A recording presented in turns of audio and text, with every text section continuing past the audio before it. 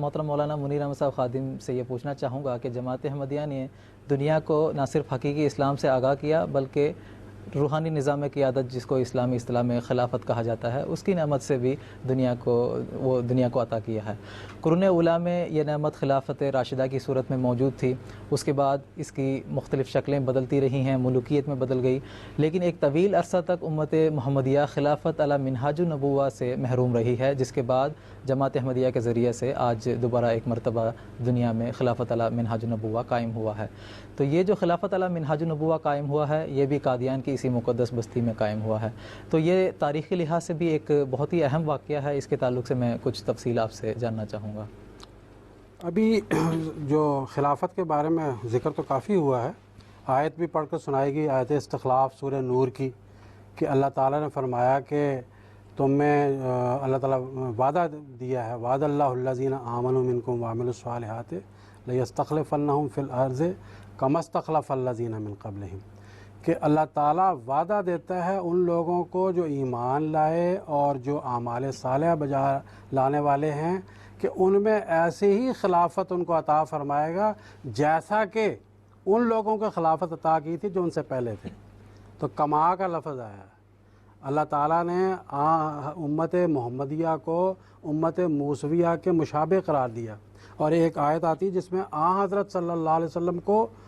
حضرت موسیٰ علیہ السلام کے مشابہ قرار دیا، کما ارسلنا الی فرعون رسولا، کہ انا ارسلنا الیکم رسولا شاہدن علیکم کما ارسلنا الی فرعون رسولا،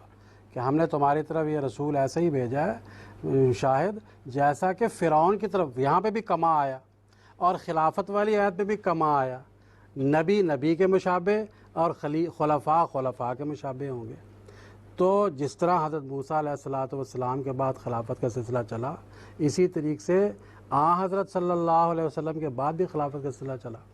اور یہ خلافت ملوکیت کے دور میں بدلی ہے، اور اس ملوکیت کے دور میں بھی حضرت صلی اللہ علیہ وسلم کی روحانی خلافت مجددیت کی شکل میں کسی شکل میں جاری رہی ہے۔ لیکن چونکہ جیسے وعدہ تھا اس حدیث میں کہ تکون النبوۃ فیکم ما شاء اللہ ان تکون، کہ تم میں نبوت رہے گی جب تک اللہ چاہے گا، اس کے بعد خلافت منہاج نبوت پر ہوگی، آخر میں جب پہلے درمیان میں ملوکیت کا دور آ گیا، پھر آخر میں فرمایا کہ پھر خلافت منہاج نبوت پر قائم ہوگی۔ تو یہ دراصل اشارہ اسی نبوت کی طرف تھا جو کہ حضرت صلی اللہ علیہ وسلم نے صحیح مسلم میں فرمایا کہ مسیح موعود نبی اللہ آئے گا، اور یہ جو مسیح موعود نبی اللہ ہے یہ بھی دراصل حضرت صلی اللہ علیہ وسلم کے خلیفہ ہی ہیں،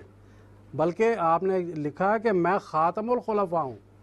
اب کوئی مسلمانوں میں خلیفہ نہیں بن سکتا جو مجھ پر ایمان لانے والوں میں سے نہ ہو، یہ چیلنج ہے، خلافت قائم ہی نہیں ہو سکتی۔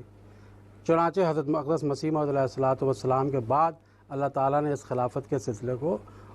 قائم فرمایا، اور اللہ تعالیٰ کے فضل سے ہم دیکھتے ہیں کہ اس وقت 5ویں روحانی خلافت میں ہم لوگ موجود ہیں۔ تو بعض ابھی لوگ یہ بھی سوال کر دیتے ہیں کہ پہلے دور میں تو 4 خلفاء تھے، اب یہاں 5 خلیفے آگے، یہ کیسے ہو گئے؟ دراصل وہ سوال کرنے والا سوالوں کو یا دونوں دوروں کو الگ الگ بتا رہا ہے، ایک دور کو دوسرے دور کے اپوزٹ بتا رہا ہے، جبکہ ہم یہ کہہ رہے ہیں کہ حضرت صلی اللہ علیہ وسلم کی خلافت کا جو زمانہ ہے حضرت ابو بکر رضی اللہ تعالیٰ عنہ سے شروع ہوا، اور آج تک وہ خلافت جاری ہے، ویسی کی ویسی جاری ہے، قیامت تک یہ خلافت کبھی ختم ہونے والی نہیں ہے، کسی نہ کسی رنگ میں وہ خلافت جاری تھی، اور آج پھر وہی حضرت اقدس مسیح موعود علیہ السلام خاتم الخلفاء کے بعد اللہ تعالیٰ نے اس خلافت کے سلسلے کو جاری فرمایا ہے، اور جیسا کہ حضرت اقدس مسیح موعود علیہ السلام نے ابھی الوصیت کا حوالہ پڑھ کر سنایا گیا کہ حضرت مسیح موعود علیہ السلام نے فرمایا کہ اللہ تعالیٰ قدرت ثانیہ کو میرے بعد ظاہر کرے گا۔ کیسے ظاہر کرے گا؟ جیسے حضرت صلی اللہ علیہ وسلم کے بعد ابو بکر رضی اللہ تعالیٰ عنہ کے ذریعہ ظاہر کیا، پھر آگے فرمایا کہ وہ قیامت تک تمہارے ساتھ رہے گی، وہ ختم ہونے والی نہیں ہے۔ تو اللہ تعالیٰ کے فضل و کرم سے ہم بڑے خوش نصیب ہیں کہ اللہ تعالیٰ نے اسلام کی صداقت کو ظاہر کرتے ہوئے حضرت اقدس مسیح موعود علیہ السلام کی صداقت کو تمام دنیا پر، تمام مذاہب عالم پر ظاہر کرتے ہوئے پھر اسی خلافت کے سلسلے کو جو ہے وہ ہمیں قائم رکھا ہے، اور اللہ تعالیٰ اس کو انشاءاللہ تعالیٰ تا قیامت ترقیات اور فتوحات سے بھی نوازتا چلا جائے گا، جیسا کہ ہم دیکھ رہے ہیں۔ جزاکم اللہ تعالیٰ احسن الجزا۔